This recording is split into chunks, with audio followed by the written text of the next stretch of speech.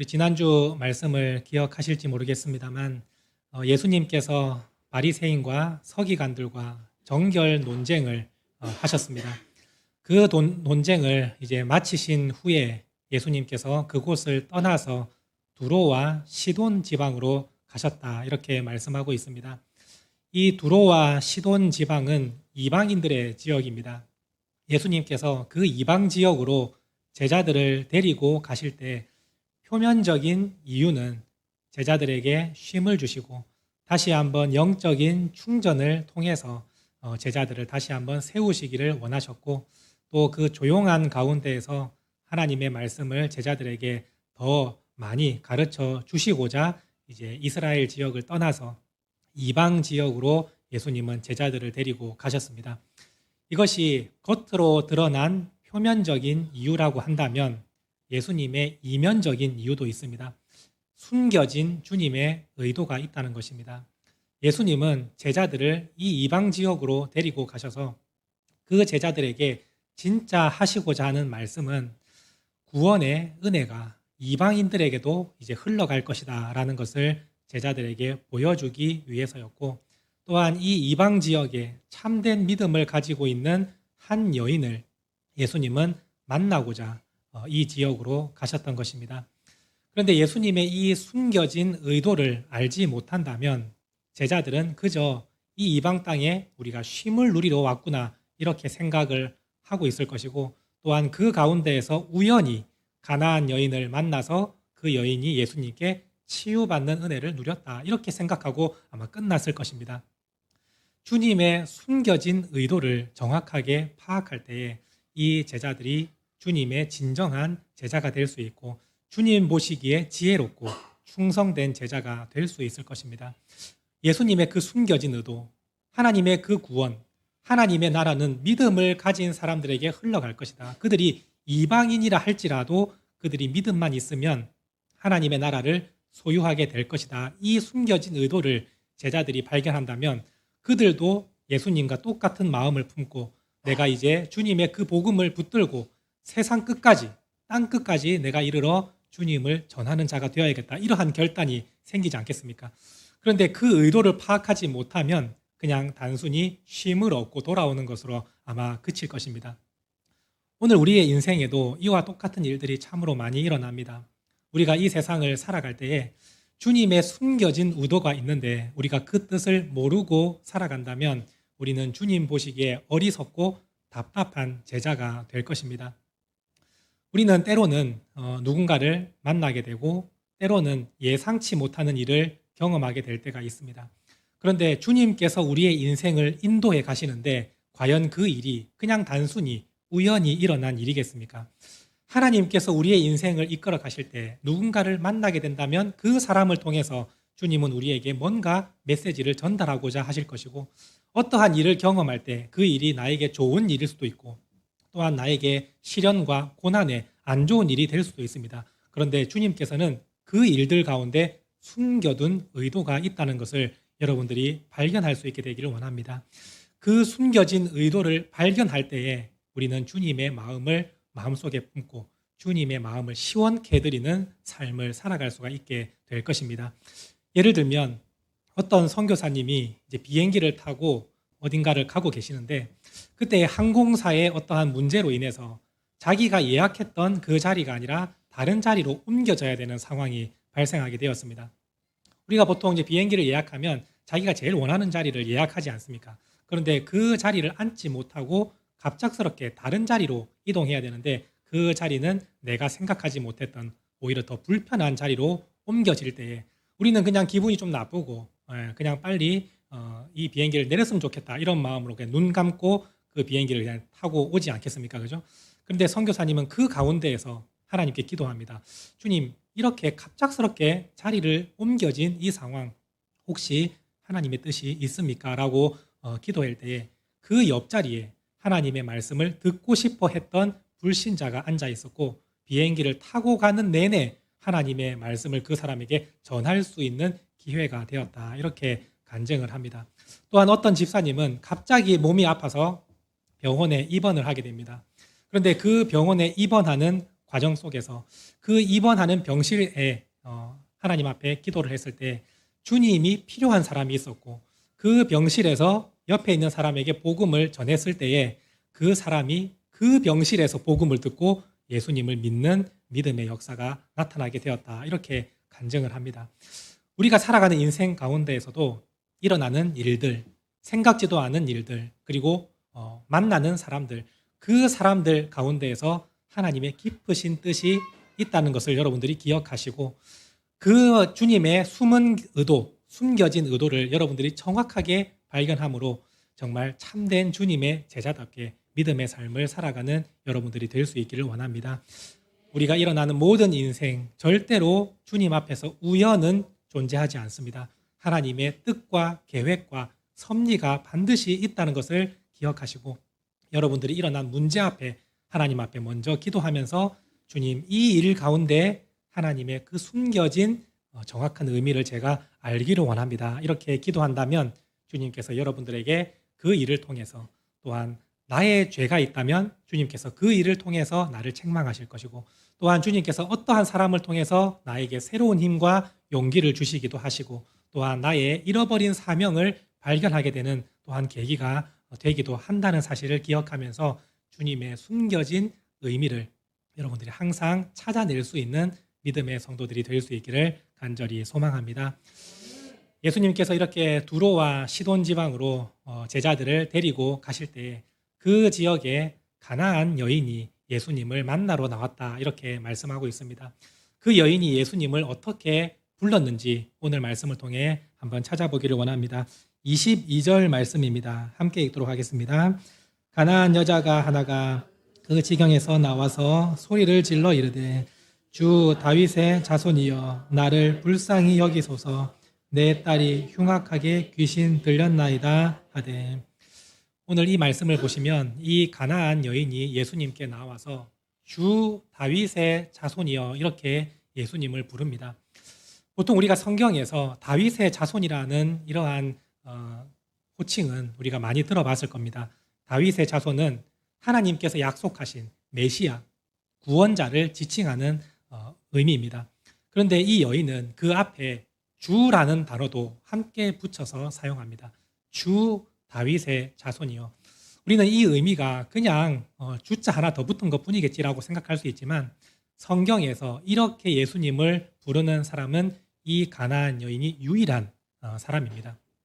여기서 말하는 주는 주인, 주님, 통치자라는 의미입니다. 예수님 당신이 제 삶의 진정한 주님이시고 주인이시며 제 삶을 다스리시는 분이십니다. 라는 의미를 포함해서 당신은 나의 인생의 유일한 구원자이십니다. 라는 고백이 주 다윗의 자손이여 라는 의미입니다.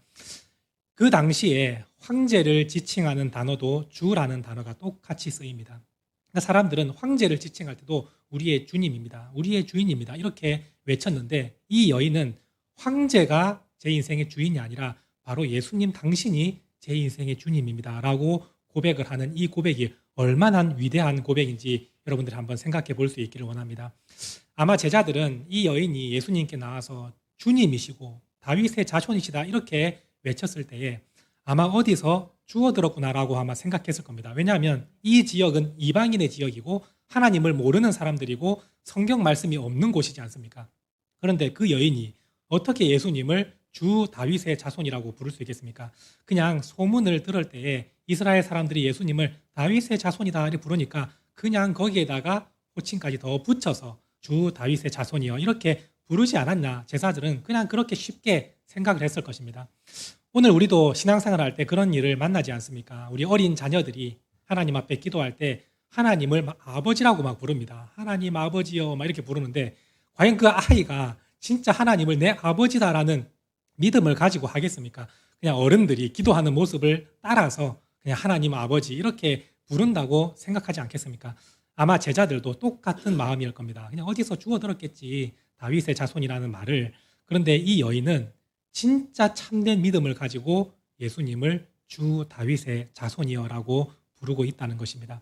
황제보다도 더 위대하신 분, 모든 세상을 다스리시는 분, 그분이 제 인생의 주인이시며 예수님만이 제 삶의 유일한 구원자가 되십니다. 이 진정한 믿음을 이 가나안 여인은 갖고 있었던 겁니다. 예수님은 제자들에게 이 여인을 만나게 함으로 해서 한번 보라 이겁니다. 이스라엘 가운데 이러한 믿음을 가진 사람이 있는지 너희가 한번 직접 눈으로 봐라. 하나님의 나라 천국은 이런 믿음을 가진 자들이 소유하게 된다라는 것을 말씀하시면서 이방인이지만 참된 믿음을 가지고 있으면 그 사람이 하나님의 나라에 들어간다라는 것을 제자들에게 보여주시려고 지금 이곳으로 오신 것입니다. 예수님은 또한 이 여인의 믿음이 참된 믿음임을 예수님은 정확하게 밝히 드러내기를 원하셨습니다. 그래서 예수님의 반응을 보시면 예수님이 너무나도 차갑다는 것을 알 수가 있습니다. 보통 이스라엘 지역에서 누군가가 자신의 아픔과 힘듦을 가지고 예수님께 나아오면 우리 주님은 따뜻하게 그 사람을 맞아주십니다. 만져주시고 고쳐주시고 그 마음을 회복시켜 주십니다. 그런데 예수님의 오늘 이 모습은 너무나도 차갑고 냉정하게 느껴집니다. 이 가나안 여인의 그 부르짖는 소리를 3번이나 거절하시고 외면하십니다. 한번 살펴보도록 하겠습니다. 23절 말씀을 보시면 예수는 한 말씀도 대답하지 아니하셨다 이렇게 되어 있습니다. 지금 가나안 여인이 예수님을 주 다윗의 자손이여 저를 불쌍히 여기소서 저를 한번 도와주십시오 이렇게 간절하게 외치고 있는데 예수님은 한 말씀도 하지 않으시고 그냥 완전히 무시하십니다. 쳐다도 보지 않으시고 듣지도 않는 것처럼 생각하시면서 예수님은 그냥 갈 길을 가고 계십니다. 그런데 여인은 포기하지 않고 끝까지 따라옵니다. 그때 제자들이 이 여인을 그냥 돌려보냅시다. 주님께서 빨리 고쳐주시고 이 여인을 돌려보냅시다. 왜냐하면 너무나도 시끄러우니까 빨리 이 문제를 주님께서 해결해 주시기를 원합니다. 이러한 마음으로 예수님께 요청을 했더니 주님께서 24절 말씀을 보시면 이렇게 되어 있습니다. 나는 이스라엘 집에 잃어버린 양 외에는 다른 데로 보내심을 받지 아니하였노라 이렇게 말씀하시면서 이 의미를 조금 더 깊이 생각해 보면 나는 지금 이방인들에게 시간을 쓸 여유가 없다 이러한 의미입니다. 지금 내 백성 이스라엘을 내가 챙기기에도 바쁜데 이방인에게 내가 지금 은혜를 베풀 여유가 없으니 나는 듣지 않겠다. 예수님이 이렇게 냉정하게 말씀을 하십니다. 그때 여인이 다시 와서 예수님 앞에 절하며 자신을 불쌍히 여겨달라고 한 번만 도와달라고 요구할 때 예수님은 3번째로 또 거절을 하십니다. 26절 말씀을 보시면 자녀의 떡을 취하여 개들에게 던짐이 마땅하지 아니하니라 이렇게 말씀하고 있습니다. 지금 이 여인을 개들로 표현하고 있고 지금 내가 자녀들한테 먼저 떡을 주기 전에 개들한테 주는 것은 있을 수 없는 일이지 않느냐 이렇게 말씀을 하십니다.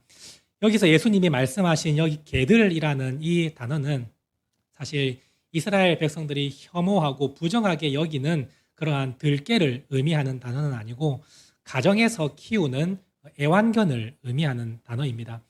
그렇지만 개라는 그 자체가 사실은 엄청나게 모욕적인 단어인 것은 자명한 사실입니다. 가정에서 키우는 애완견이지만 그 사람을 빗대어 가정에서 키우는 개한테 나는 자녀에게 줄 떡을 그 개에게 주지 않는다 이렇게 말씀하시는 것은 사실 엄청나게 모욕적인 말이지 않습니까? 이 말을 들었을 때 가나안 여인의 반응은 주님 말씀이 옳습니다만 그 가정에서 키우는 애완견도 주인의 돌봄을 받지 않습니까? 주인의 상에서 떨어지는 그 떡을 먹지 않습니까? 이렇게 이야기를 하면서 주님 저를 그 애완견이 얻는 은혜 주인으로부터 그 애완견이 얻는 은혜만큼만이라도 베풀어 주십시오. 이렇게 요청하는 모습을 볼 수가 있습니다. 이 여인은 예수님을 진짜 참된 주님이시고 다윗의 자손 구원자로 정확하게 믿음을 가지고 있었습니다. 이스라엘 백성 중에 예수님께서 이러한 행동을 하셨으면 100이면 100 다 예수님을 떠났을 것입니다. 예수님을 아주 그냥 욕하고 진짜 내가 더러워서 더 이상은 못하겠다 하면서 아마 예수님을 다 떠났을 겁니다.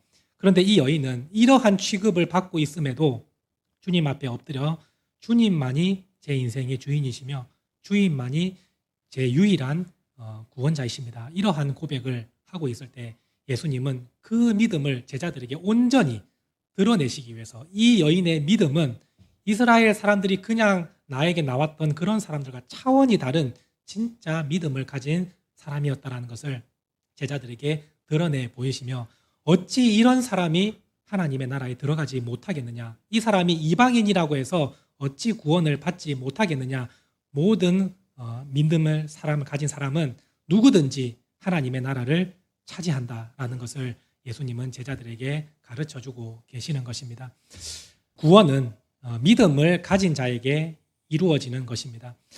성경은 늘 항상 그렇게 말씀합니다. 누구든지 주님을 믿는 자가 구원을 얻는다고 말하는 것이지, 아브라함의 혈통이라고 한다고 해서 그 사람이 구원을 얻지 못합니다. 내가 아무리 이 세상을 착하게 살아간다고 해도 그 사람은 구원을 얻지 못합니다. 오직 예수님을 믿는 믿음을 가진 사람만이, 그 사람이 천국을 소유하게 된다. 성경은 항상 이렇게 말씀합니다. 그래서 요한복음 말씀에도 영접하는 자, 예수님의 이름을 믿는 자에게 하나님의 자녀가 되는 권세를 얻게 된다, 이렇게 말씀을 하고 있지 않습니까? 그래서 예수님은 이 여인이 바로 하나님의 나라를 차지하는 구원받는 자녀가 될 것이다 라는 것을 말씀하시면서 이스라엘에게 구원이 한정되어 있는 것이 아니라 이런 믿음을 가진 이방인들에게 하나님의 구원이 이제 앞으로 흘러갈 것이다 라는 것을 제자들에게 보여주십니다. 그리고 예수님은 이 여인의 믿음을 칭찬하십니다. 28절 말씀을 우리 함께 읽도록 하겠습니다. 이에 예수께서 대답하여 이르시되 여자여 내 믿음이 크도다, 내 소원대로 되리라 하시니 그때로부터 그의 딸이 나으니라. 오늘 이 말씀을 보시면 예수님께서 네 믿음이 크다라고 칭찬을 하십니다. 사실 예수님께서 믿음이 크다라고 정확하게 칭찬하신 사건은 이 사건이 유일합니다. 네 믿음이 너무나도 크다. 여기서 크다라는 단어가 헬라어 원어로 메가스라는 단어인데 우리 영어의 메가라는 단어의 어원이 바로 이 헬라어 메가스입니다. 이 메가스라는 단어는 크다, 넓다, 깊다, 그리고 질적으로도 우수하다라고 할 때 이 메가스라는 단어가 사용됩니다. 그러니까 예수님은 그 여인의 믿음은 진짜 참되고 크고 넓고 깊고 질적으로도 우수한 진짜 참된 큰 믿음을 가지고 있다라고 예수님은 칭찬하신 성경에서 유일한 사건이었다라는 것을 생각할 때 이 여인의 믿음이 어떠했는지를 여러분들이 한번 생각해 보시고, 예수님은 이어서 말씀하십니다. 네 소원대로 그대로 되리라, 이렇게 말씀하십니다. 예수님의 이 말씀은 우리에게도 중요한 교훈을 가르쳐 주십니다. 믿음을 가지고 주님 앞에 나오는 자, 믿음을 가지고 기도하는 자, 그 사람에게 그 믿음대로 그대로 되리라 주님은 우리에게 말씀하고 계십니다. 오늘 여러분들이 주님 앞에 믿음으로 나아갈 수 있게 되기를 원합니다. 여러분들이 기도할 때 참된 믿음을 가지고 주님 앞에 기도할 수 있기를 원합니다. 내가 기도하면 주님께서 들어주시고 나의 이 간절한 소원을 주님께서 아시고 반드시 기도대로 응답해 주신다는 그 정확한 믿음을 가지고 여러분들이 나아갈 수 있게 되기를 소망합니다. 예수님은 말씀합니다. 무엇이든지 기도하고 구하는 것은 받은 줄로 믿으라. 그리하면 그대로 되리라. 예수님은 말씀하셨습니다. 여러분들이 기도할 때마다 이 말씀을 붙들고 참된 믿음, 큰 믿음을 가지고 주님 앞에 기도하며 나아갈 수 있게 되기를 소망합니다. 그러면 여러분들의 그 간절한 마음, 나의 연약함, 그리고 나의 부족함, 나의 필요, 이 모든 것을 주님 앞에 큰 믿음을 가지고 아뢰며 기도하며 나아갈 때에 우리 주님은 그 기도를 들으시고 그 기도대로 이루어 주시는 우리 주님이심을 여러분들이 믿을 수 있게 되기를 원합니다. 그래서 여러분들의 삶 가운데에도 우리 주님이 진정한 저의 주인이시며 유일하게 저의 구원자 되십니다 라는 여러분들의 고백이 있을 수 있게 되기를 원하며, 항상 기도할 때마다 내 기도를 주님께서 듣고 계실까, 내 기도가 이루어질까, 이것이 아니라 반드시 주님의 말씀대로 그대로 되리라라고 믿고 기도하는 우리 성도님들이 될 때 오늘 이 여인에게 주님께서 말씀하신 그 말씀이 여러분들의 삶 가운데도 그대로 응답되기를 간절히 소망합니다. 기도하시겠습니다. 하나님 아버지 감사드립니다. 오늘도 주님 앞에 나와 이렇게 예배를 드리며 하나님의 말씀을 들었습니다. 오늘 이 말씀을 마음속 깊이 새기며 우리의 삶 가운데에서 어렵고 힘든 문제를 마주할지라도 주님 앞에 믿음으로 기도하며 나아가는 하나님의 귀한 자녀들 될 수 있도록 도와주시옵소서. 우리의 마음에 의심을 가지고 기도하는 것이 아니라 확신을 가지고 기도하는 우리 성도들 되게 하여 주셔서 우리 새시대교회 모든 성도들이 주님 앞에 그 믿음이 참으로 크다라는 칭찬을 듣게 하여 주시고 네 소원대로 되리라라는 주님의 응답이 있을 수 있도록 주님께서 역사하여 주시옵소서. 오늘 함께한 우리 모든 성도들의 믿음을 주님께서 기쁘게 받아주시고 삶 가운데 이 믿음을 잃어버리지 않도록 주님께서 늘 항상 함께하여 주시옵소서. 감사드리며 예수님의 이름으로 기도드립니다. 아멘.